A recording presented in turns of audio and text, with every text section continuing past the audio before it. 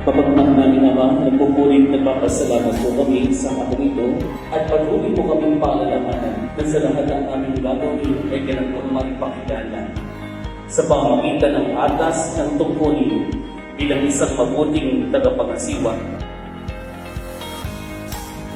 Nandito po ako sa aming bayan at gusto kong maging mainit ang pagtanggap sa inyong lahat. 95% of our basic needs are obtained from our land. Kaya lagi kong sinasabi, wala nang hahalaga pa sa lahat ng departamento ng ating bansa, kundi ang Department of Agrarian Reform, sapagkat anong pinamimigay po natin ay lupa na ang sinasabi, ang lupa ang siyang ay buhay, ay ang basihan ng buhay.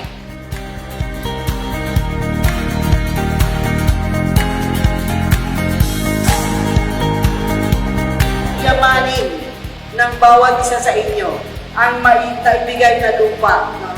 At kung maaari, kung may problema po kayo sa lupa, andiyan po ang ating departamento. Naasahan po namin sa pagbabalik namin dito. Kumikita na kayo ng mahusay at gumagana na ang ating hanap buhay.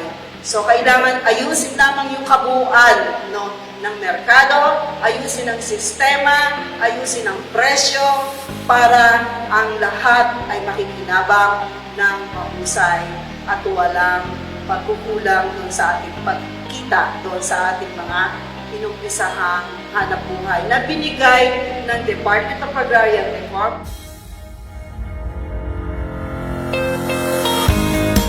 Nakikita ko po na ito pong Cloani Award sa inyo ay babalyuhin nyo at pagyayamanin nyo at darating panahon na ito po ay ibigay rin nyo sa mga anak at apo nyo po.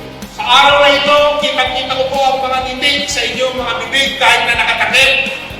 Dahil sa inyong mga mata, masaya po kayo, masaya din po ako, nakuumago po ang kaligayahan sa aking puso, sapagkat alam ko na kahit sa panahon ng pandemya, sa pagkakaisa po natin, ay kaya po natin lumigit, labanan at talunin ang ating kaaway na COVID-19 sapagkat tayo lahat ay nagkakaisa.